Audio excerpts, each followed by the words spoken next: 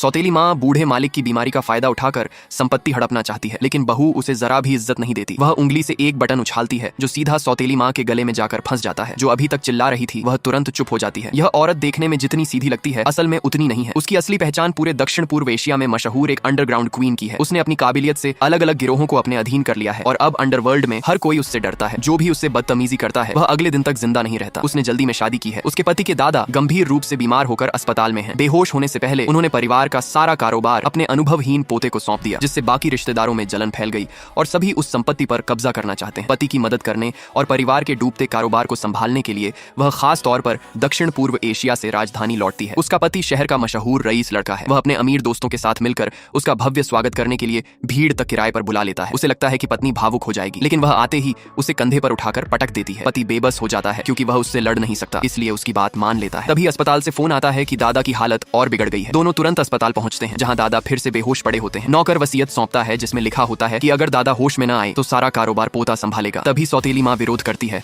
और कहती है कि उसका पति अभी जवान है तो यह जिम्मेदारी किसी अनुभवहीन लड़के को क्यों दी जाए, लेकिन बहू उसे चुप करा देती है। एक और बटन उसके मुंह में जा घुसता है। सौतेली माँ गुस्से से लाल हो जाती है और बड़ों का रौब दिखाने की कोशिश करती है। दूसरा चाचा गुस्से में हमला करने आता है, लेकिन औरत तुरंत प्रतिक्रिया देती है और एक फल काटने वाला चाकू फेंककर उसकी टांग दीवार में गाड़ देती है। वह डर के मारे भाग जाता है। रात को घर लौटकर पति उसकी खूब तारीफ करता है और धन्यवाद देता है। वह कहती है कि अगर सच में शुक्रिया करना है तो आज रात मेहनत करनी होगी। पति खुश हो जाता है और